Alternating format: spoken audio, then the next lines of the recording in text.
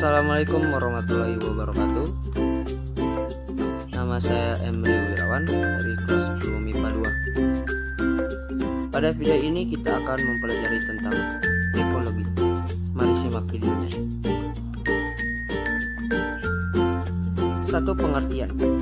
Apa sih ekologi itu? Ekologi adalah ilmu yang mempelajari hubungan timbal balik organisme dengan alam sekitarnya. Istilah ekologi mula-mula dipakai oleh sarjana Jerman Ernest Haeckel 1869, sedangkan Anthony van Leeuwenhoek yang pertama kali mengkaji tentang rantai makanan dan populasi. Ekologi berasal dari bahasa Yunani oikos yang berarti rumah dan logos yang berarti ilmu atau pengetahuan. Jadi ekologi mengkaji hubungan timbal balik organisme dengan lingkungannya.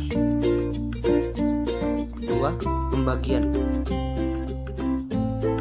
Menurut banyaknya spesies, autekologi mempelajari hubungan satu spesies organisme dengan alam sekitarnya. 2. Sinekologi mempelajari hubungan sekelompok pasien organisme dengan sekitarnya. B. Menurut taksonomi, ekologi tumbuhan, ekologi serangga, ekologi vertebrata, ekologi jasad kredit. Asas-asas dan pengertian tentang ekosistem. A. Konsep ekosistem. Dari segi jenjang makan ada dua komponen ekosistem, yaitu komponen autotrofik dan komponen heterotropik. Menurut Wigert van Owens 1970, komponen heterotrof terdiri dari biopak, yaitu organisme yang memakan organisme hidup, saprofag, yaitu organisme yang makan organisme mati.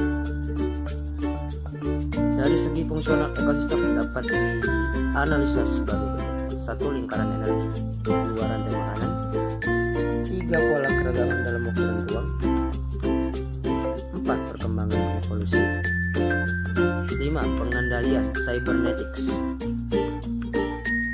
Dari segi kehidupan, ekosistem terdiri dari dua komponen.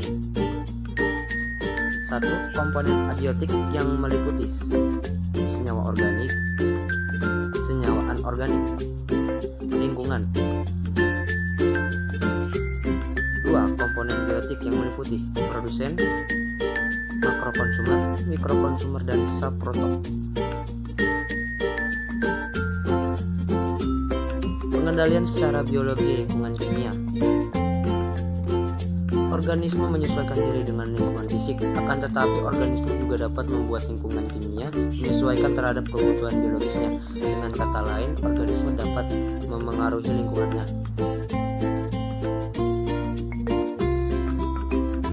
Produksi dan dekomposisi di alam. Di alam selalu terjadi proses produksi sebagai hasil fotosintesa dari organisme produsen. Ada 3 tahapan proses dekomposisi, yaitu pembentukan butiran-butiran kecil sisa aksi biologi, produksi humus dan pelepasan zat organik yang larut oleh saprotop, mineralisasi humus,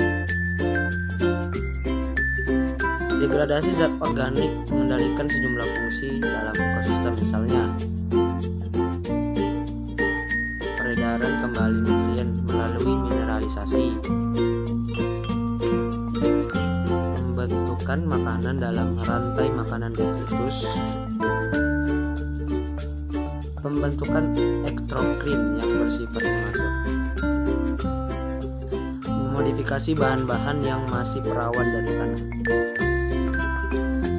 Homostatis ekosistem. Ekosistem mampu memelihara dan mengatur diri sendiri seperti halnya komponen yang menyusunnya, yaitu organisme dan populasi. Keseimbangan lingkungan hidup. Definisi lingkungan hidup adalah kesatuan ruang dengan semua benda, gaya keadaan, dan makhluk hidup, termasuk di dalamnya manusia dan perilakunya. Tanah, air, udara, cuaca, suhu, dan faktor komponen lingkungan terdiri dari faktor abiotik, biotik, tumbuhan dan hewan, termasuk manusia. Keseimbangan lingkungan dapat terganggu bila terjadi perubahan berupa pengurangan fungsi dari komponen atau hilangnya sebagian komponen yang dapat menyebabkan putusnya mata rantai dalam ekosistem. Salah satu faktor penyebab gangguan adalah polusi di samping faktor-faktor yang lain. Contoh keseimbangan ekosistem pada gambar berikut. Sekian dari saya, terima kasih.